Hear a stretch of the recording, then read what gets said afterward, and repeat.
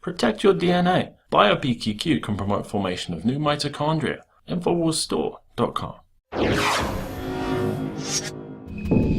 Well, the Democrats and the Never Trump movement have been dealt nothing but losses since the election of Donald Trump, and they don't know what to do. They've tried everything, but they keep losing. They tried throwing money at the problem. They tried throwing fake news at the problem. Nothing is working. So now they're resisting, they're relaunching, they're remarching, they're rechanting. They're doing everything they can to try to figure out what to do to finally get a victory that has been such a distant memory for them. Well, now people out of Silicon Valley have a new idea, and they are going to start a campaign called Winning the Future. Two Silicon Valley billionaires want to reinvent the Democrat Party with a new project called WTF. Well, definitely WTF, but not the acronym that they're using. They're calling it Win the Future, starting as a people's lobby where people can vote on policy topics that are important to them, like making engineering degrees free for everyone. So Mark Pincus and Reid Hoffman are the two men responsible for starting the WTF campaign, another attempt by the Democrats to try to find any victories they possibly can since the election of Trump. They even have to call it Win the Future, assuming that they're going to win anything at all. Of course, if they stick to the path that they're on of hating Trump and spreading fake news, they will not win the future. In fact, they will continue to lose the future. And all signs point to the Democrats doing exactly that as we move forward.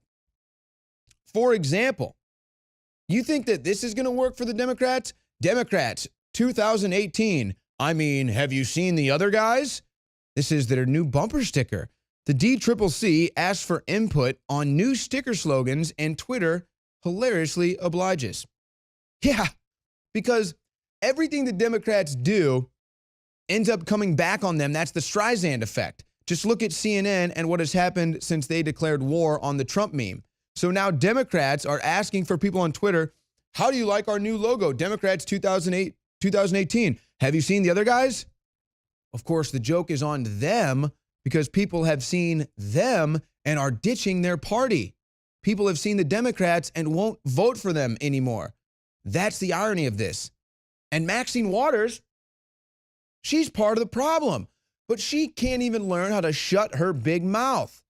Maxine Waters is now calling out Ben Carson, saying Ben Carson doesn't care about people in public housing. That's unbelievable. Here's what Waters said while she was at the Essence Festival in New Orleans, putting out the essence of idiocracy. Carson knows nothing about the mission of HUD, the Housing Urban Development. He doesn't care about people in public housing. He believes that if you are poor, it is your own fault. And he doesn't know the difference between an immigrant and a slave. Wow. Maxine Waters.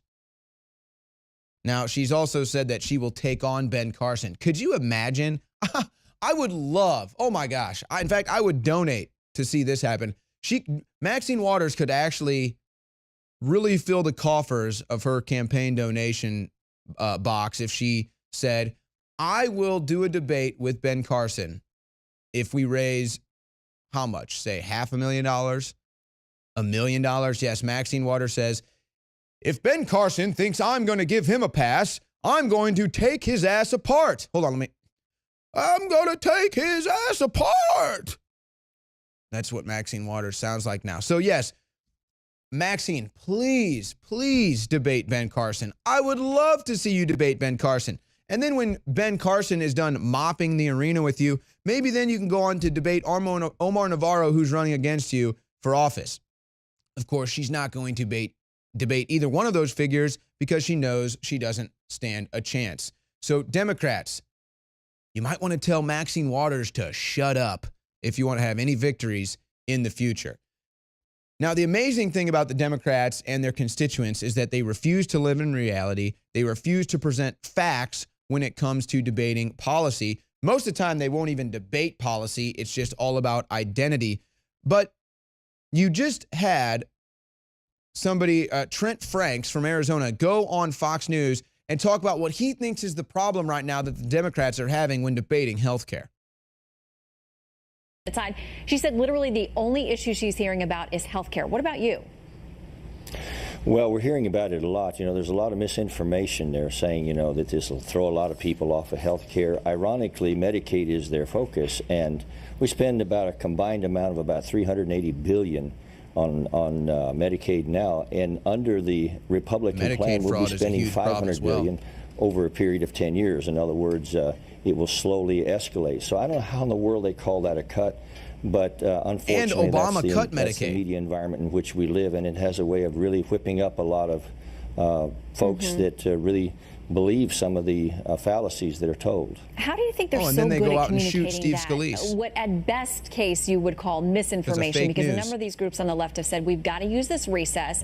They point to the fact that the bill was delayed on the Senate give us side, time saying off what from we're work, doing is working. All of this because pushback. we need to do work. But when they say cut, and we know the numbers are maybe less than you thought you were going to get, but still increasing, where does the truth get lost in there?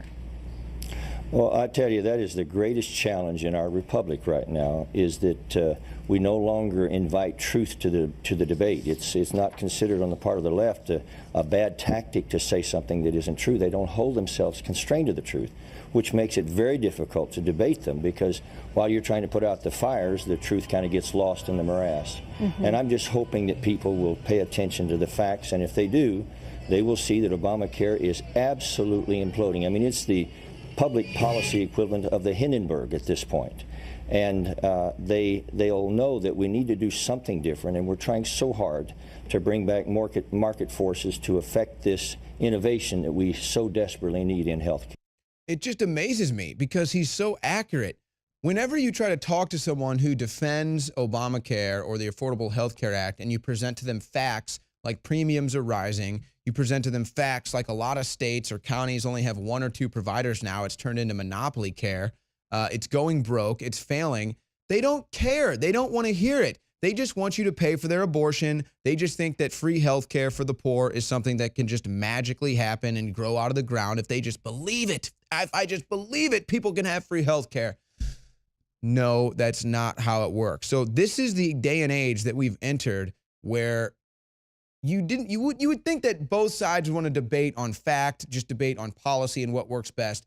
But that's not the case now. You have one side that debates for falsity and fake news, and another side that's just fighting for a breath of fresh air, bringing facts to the table in what has been such a ceremoniously false government for decades now. It really is quite a wind of change that we've seen since the Trump administration has taken office. Now, back to CNN for a second. I find these next stories pretty funny. South Park creator, they're gonna lay off the Trump jokes in their upcoming season because they don't want to become like CNN. We fell into the same trap that Saturday Night Live fell into. Now, this is amazing to me. I am a fan of South Park. I like to watch South Park. And they went pretty hard on President Trump in their last season, but I thought it was fair.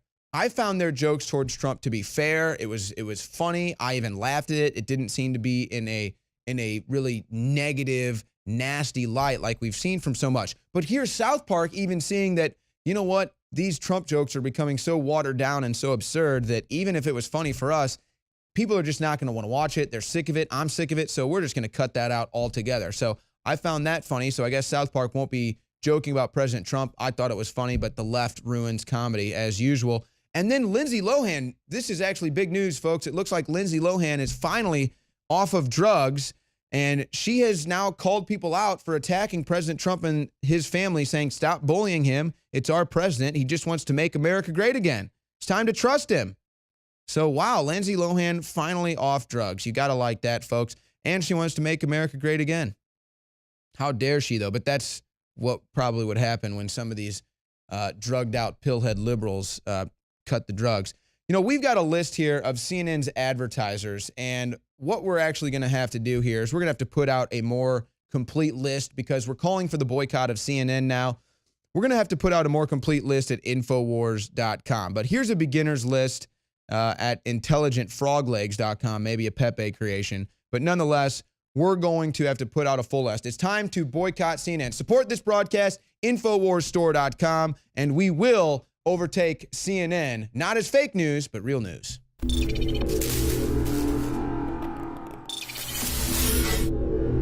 We're selling a product, DNA Force, that is the very best nutraceutical that we can produce. Dr. Group, you took years for you to develop DNA Force for us. It's been something that I've been working on for a long time, Alex, because I think it's very, very important.